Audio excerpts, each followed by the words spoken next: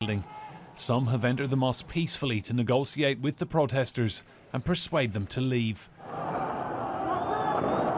At night, Egypt is meant to be in lockdown, but despite the dusk till dawn curfew, the fighting continues.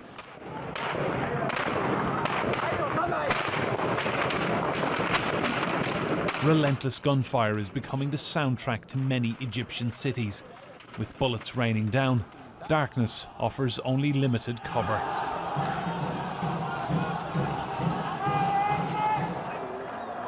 This is a situation the Foreign Office says is deeply concerning.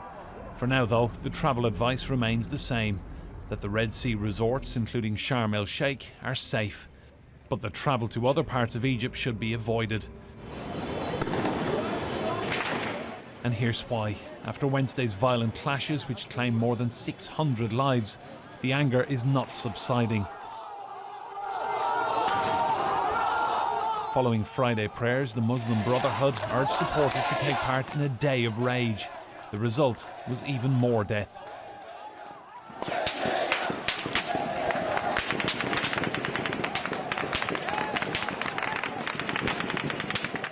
With the military authorised to use live ammunition, those who couldn't run from the bullets had to find other ways to escape.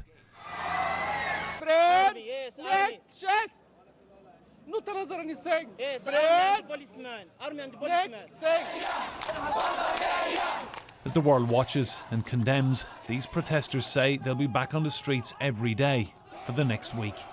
Enda Brady, Sky News.